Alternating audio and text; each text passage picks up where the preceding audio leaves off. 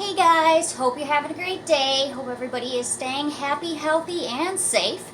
And I just want to bring you guys a quick Extreme Rules horror show recap and review video before we get started. Monday Night Raw is going to be on in like an hour and a half, so I just want to make sure I got this out for you guys real quick so we can see what plays out in the aftermath tonight. But without any further ado, let's get started. Let's talk about the pre-show match, which was Kevin Owens versus Buddy Murphy, and if just that alone wasn't an indication that it was going to be good, we had Kevin Owens' pre-match tweet that they had just announced the match was taking place, so he tweeted, "I better get right over there," and Kevin is just hilarious on Twitter and just hilarious in general, so I love the tweet and I love the match. I thought it was a great match. That moonsault was so awesome. Just the match in general was great, just with these two guys, especially being on the pre-show, you know they're going to pull out all the stops, and it was very enjoyable. I really liked that one. So then we opened with another great match, which was New Day versus Cesaro and Shinsuke Nakamura for the tag titles in a tables match. And the ending to this was incredible. I'm really happy. We have new champion, Shinsuke Nakamura and Cesaro. Very happy for them, very well deserved, earned all of that stuff.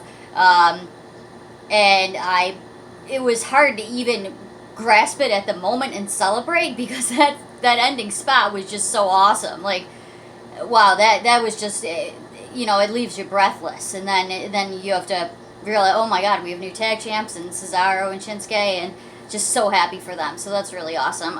Great match, loved it. Next up, Bayley versus Nikki Cross. Two ladies that I am a huge fan of. I was really looking forward to this match. I love them both. I am glad that Bayley retained, and I'm also glad that it wasn't a clean finish. Seth versus Ray in an eye versus eye match, an eye for an eye match. This one was honestly not as bad as I thought it was going to be. There was a lot of different ways in my head. I was trying to work out how they were going to do this, and none of them were good. I mean, it really was what it was with the match. Let's start with the match in general was a good match. I don't think anybody had any problems with that. It was the stipulation that people, and including myself, were worried about. How were they going to do this? Were they going to try and insult our intelligence and just be like, "Oh my God, his eye came out," and never show anything? Maybe do, I don't know, just some cheesy, goofy stuff. Were they gonna do CGI? That's what I was thinking. For an eye match. I don't know. They didn't do any CGI, which was very good. So I guess going into it, my expectations were pretty freaking low for that match. And you know what? They pulled out a good match, and for all the different ways it could have went, I didn't hate it. Honestly, I didn't think it was as bad as it could have been. Was what it was. I'm glad that Seth won.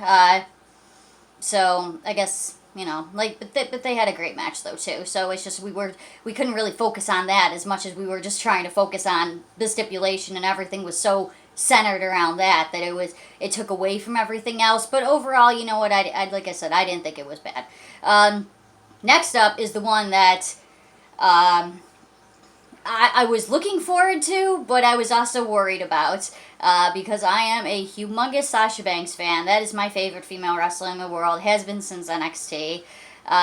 Going up against somebody who is, how do I say this without pissing off the internet? Somebody that's been pushed a lot. Somebody that's, I guess you could say, protected. It's Asuka, like you guys know how Asuka's booked. I didn't know how this was going to go. I love Sasha. But this ended up actually being a match of the year contender for me. I thought the match itself was incredible. It was fantastic. I loved it. I mean, it's Sasha in there. Come on. It was fantastic. It was, some of her best stuff. She's just amazing. She's, I don't know how many other Sasha Banks fans there are on the other end of the screen, but if you guys are with me, we've been through it. We have been through it as Sasha Banks fans. Oh my God. Yeah, the highs and the lows, and there's been some lows and there's been some waiting out a lot of stuff. she's so good. You know, why are they not using her to the full potential? But now finally we get, you know, Sasha and Bayley practically running the company at this point. I mean, they're on all the brands. They're on having matches every single show, and I am not mad about it at all. I am so glad that they are finally getting what they deserve. They are both beyond tremendous in the ring. Sasha's my favorite. Bayley is, you know, not that far behind. I love Bayley too. She's probably my second favorite. She's hilarious. She's so committed to her character. I don't want to spend this whole video talking up Sasha and Bayley, but yeah, Sasha and Bayley, they're so amazing. I love them. They're awesome. They're really, but anyway, so I'm digressing a lot here just because I'm just so happy that we are finally getting this amazing stuff from Sasha and Bayley. It's so nice to see WWE doing right by them. Crazy ending, controversial ending, and not just in the way that it was made to look controversial, but also from a fan standpoint. It was a tough one. Alright, I want to say this. From a fan standpoint, the finish was, it screwed me over. Because with this whole stuff with Bayley, you know, grabbing the referee jersey and making the 3 count and all that, that's not gonna hold up, I would think, okay? Let's say it does. Then you screwed me out of a moment where I should be freaking out in extreme happiness, cheering for Sasha, being just ecstatic about it. If it doesn't hold up, then Sasha's not the champion. So either way, I got screwed out of that ending. As a fan, putting that aside, I think it was booked brilliantly. I think it was smart.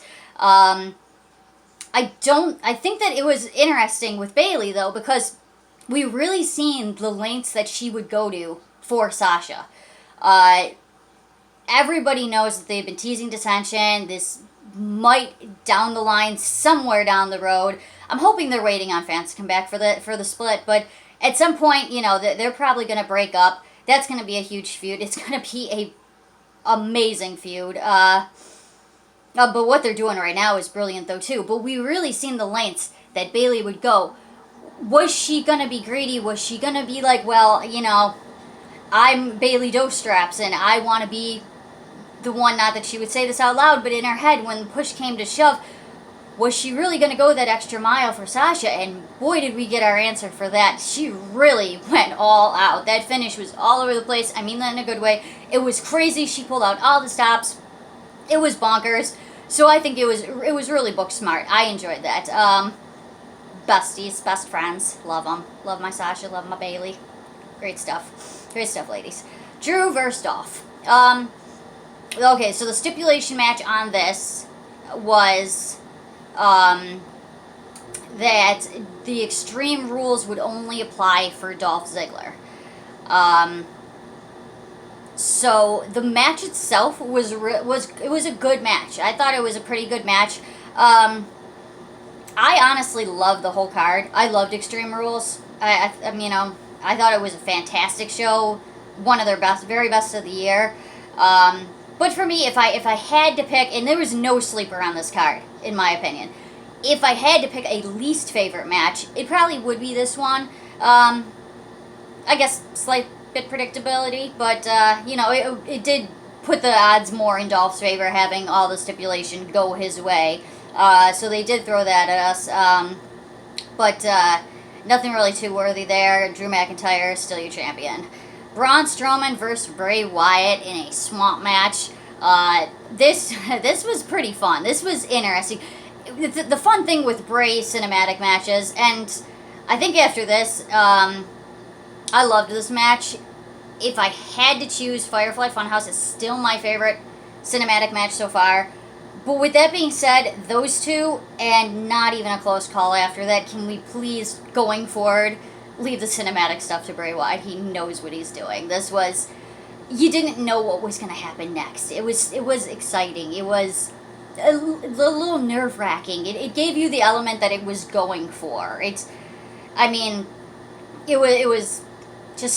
was unpredictable. Like, some of the stuff they did, I don't know. It was really fun to me. I thought it was really fun.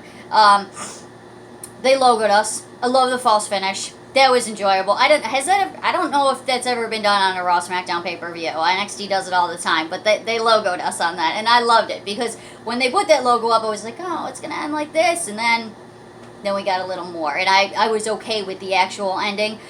We will get to that. I know I did read a couple headlines online. Apparently, some of the fans were confused with the ending. I don't know. I got it. It didn't confuse me at all. I will do my best to explain how I interpreted it. I do want to mention real quick before we get to the finish, another thing that I liked, unpredictability factor on this match was, I was thinking during this match, I wonder if Eric Rowan's going to show up. And halfway through the match, my friend I was watching the show with, he goes, you know, I was kind of half thinking maybe Rowan would make an appearance. So then I'm thinking to myself, okay, well, if we're thinking this, a lot of people are thinking it, which is why it was good, actually, that it didn't happen. Alexa Bliss cameo, I did not see coming. That was awesome. She looked amazing. She looked so cool. She in that character, that was so awesome. Oh my god, I love that. I'm a big horror fan, so I was kind of jealous. Like, I wanted that spot. That looked really, really cool. But yeah, we did not see Alexa Bliss making a cameo in a Bray Wyatt Braun Strowman match. That was fantastic. I loved it. Okay, so the ending.